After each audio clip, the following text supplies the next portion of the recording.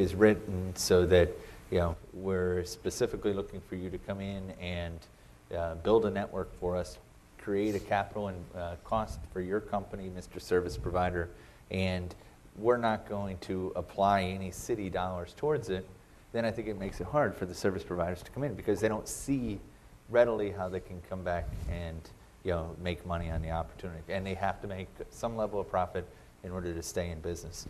But I think that where probably people have struggled in the past is you're not, you're looking for the quick piece of this, which is clearly from a political standpoint, we really want to make sure that we include all citizens in the opportunity, to grow and develop themselves.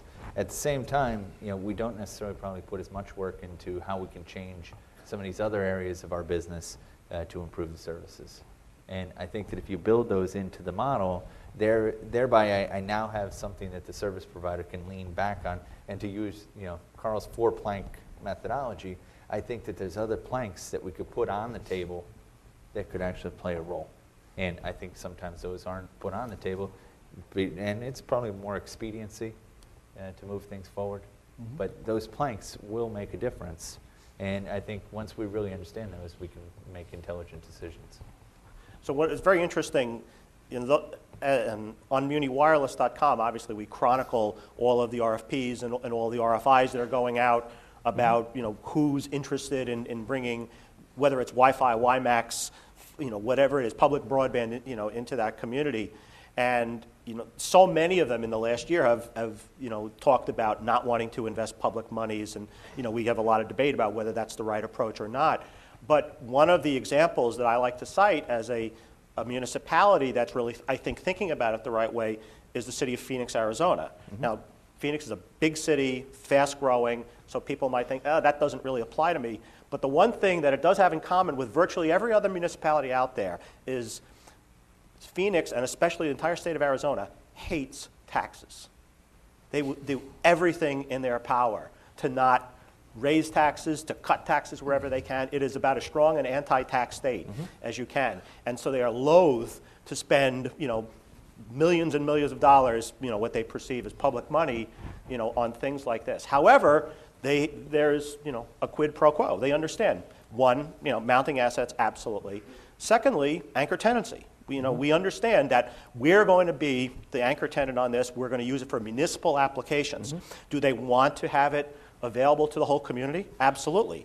That's not step one, okay? That's something that they're going to aspire to and that they're going to, get to at some point down the road.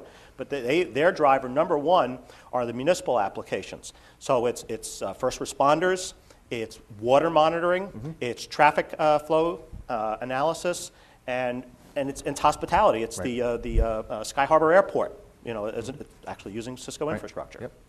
So I think that's another good example of even in a violently anti-tax environment where they understand the need to make some investment. Right. And what's interesting too about that, Mike, is from a Cisco perspective, we are seeing a greater number of the municipal wireless deployments that are happening today are city funded and city operated. Which again goes back, why are they building these networks? They're building these networks to perform a specific purpose. And they see the value in that purpose that makes it worthwhile for them to both, do the capital investment up front as well as the ongoing support of the network. And, I think that, in a lot of these environments where the RFPs are coming out, people are asking the service providers to go out and spend the capital. And it's just as simple as that. What's the value that it brings? Because, there is something that's worthwhile. And, I think Phoenix and Maricopa County are excellent examples. Okay.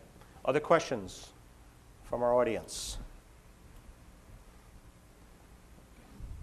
One question for both of you guys. You guys ever been to like city hall meetings and county legislature meetings when these kinds of issues come up and the community leaders come up to the microphone and they rail about how service provider X is going to be ripping them off and all those things?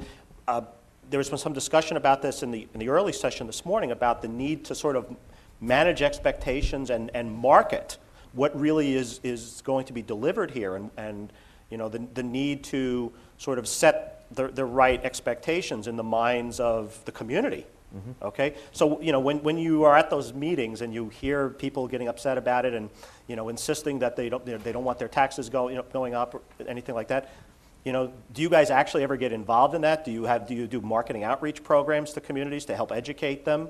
What kinds of things do you as an infrastructure provider and you as a service provider do in order to sort of help people understand, through this education process? Want to go first? No, please. It's interesting from a Cisco perspective, and I think AT&T clearly fits into this realm as well. We are an extremely philanthropic company. I think that what you're describing requires a lot of forethought, and I think that a lot of it is really helping people to see the bigger part of the picture.